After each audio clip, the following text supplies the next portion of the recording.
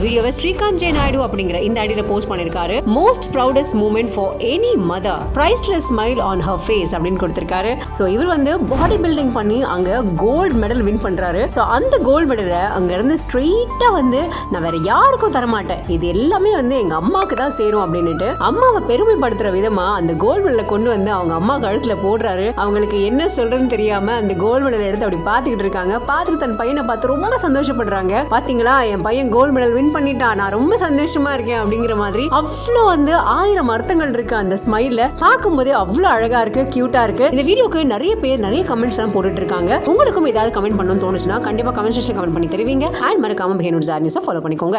சுமார் 11 லட்சத்தில் அதிபயங்கர பாதுகாப்பு. கோர விபத்திலும் காருக்குள் சேதம் இல்லை.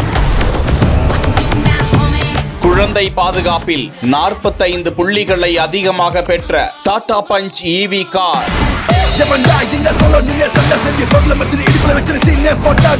விபத்து சோதனையில் 5 ஸ்டார். டாடாவின் எலக்ட்ரிக் மைக்ரோ எஸ்யூவி கார்களுக்கான AOP சோதனையில் 32க்கு 31.46 புள்ளிகளை பெற்றிருக்கிறது. முக்கியமாக குழந்தை பாதுகாப்பில் COP சோதனையில் 49க்கு 45 புள்ளிகளை பெற்றிருக்கிறதா. இந்த காரில் 6 ஏர்பேக்குகள், EBD உடன் ABS எலக்ட்ரானிக் ஸ்டெபிலிட்டி புரோகிராம் மற்றும் ISO ஃபிக்ஸ் குழந்தை இருக்கை மவுண்ட்கள் ஆகியவை காருக்குள் பொருத்தப்பட்டுள்ளதா. பஞ்ச் EV காரின் விலை 10,99,000 ரூபாயிலிருந்து 15,49,000 ரூபாய் வரைக்கும் ஷோரூம் விலைக்கு கிடைப்பதாக தகவல்கள் வெளியிடப்பட்டுள்ளன.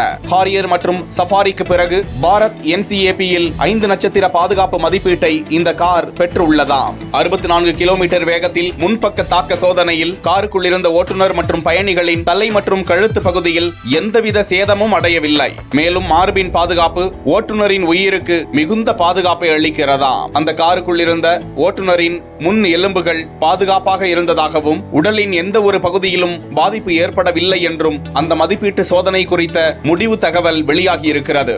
முக்கியமாக 18 மாத குழந்தை மற்றும் 3 வயது குழந்தை ஆகிய இருவரின் விஷயத்திலும் EV பஞ்ச் காரில் உறுதிப்படுத்தப்பட்டிருப்பதாக தகவல்கள் வெளியிடப்பட்டுள்ளன. டாடா டியாகோ EV மற்றும் MG காமெட் EVக்கு மாற்றாக இந்த கார் களம் இறங்கியிருப்பது குறிப்பிடத்தக்கது.